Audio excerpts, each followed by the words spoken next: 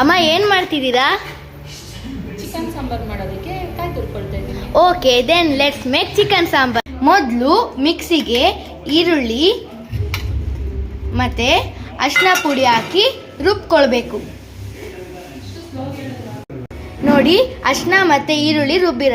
Next ಇನ್ನೊಂದು ಮಿಕ್ಸಿಗೆ ನೀರು, ಈರುಳ್ಳಿ ಮತ್ತು ಮಟನ್ ಸಾಂಬಾರ್ ಪುಡಿ ಹಾಕ್ಕೊಳ್ಬೇಕು. ಆಮೇಲೆ ರುಬ್ಕೊಳ್ಬೇಕು. ಮಸಾಲೆ ರೆಡಿ. ಮತ್ತು ಇನ್ನೊಂದು ಮಿಕ್ಸಿಗೆ ಕಾಯಿ ತುರಿ, ಕಡಲೆ, ಶುಂಠಿ, ಪುದೀನ, ಕೊತ್ತಂಬರಿ, ಬೆಳ್ಳುಳ್ಳಿ ಹಾಕಿ ರುಬ್ಕೊಳ್ಬೇಕು. ಇನ್ನೊಂದು ಮಸಾಲ ರೆಡಿ. ಮೊದಲು ಚಿಕನ್ ತೊಳ್ಕೊಂಡು ಒಂದು ಕಾದಿರೋ ಪಾತ್ರೆಗೆ ಎಣ್ಣೆ ಹಾಕಬೇಕು. ಆಮೇಲೆ ಚಿಕನ್ ಹಾಕಬೇಕು.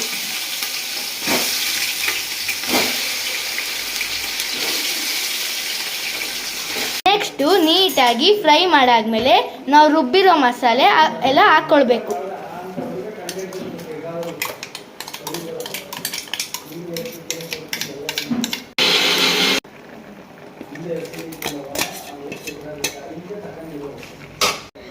ನಾವು ಹಾಕಿದ ಮಸಾಲೆ ನಂತರ ಸ್ವಲ್ಪ ನೀರು, ನಿಮಗೆ ಎಷ್ಟು ನೀರು ಬೇಕು ಅಷ್ಟು ನೀರು ಹಾಕ್ಕೊಳ್ಳಿ.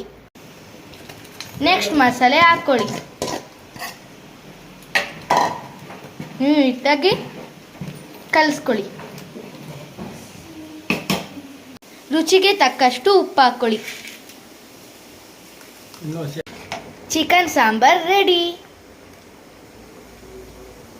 ನೀವು ಏನಾದರೂ ಈ ಥರ ಸಾಂಬಾರ್ ಮಾಡಿದರೆ ಕಮೆಂಟ್ ಮಾಡಿ. ನಾನು ಮುಂದಿನ ವಿಡಿಯೋದಲ್ಲಿ ಸಿಗ್ತೀನಿ. ಬಾಯ್.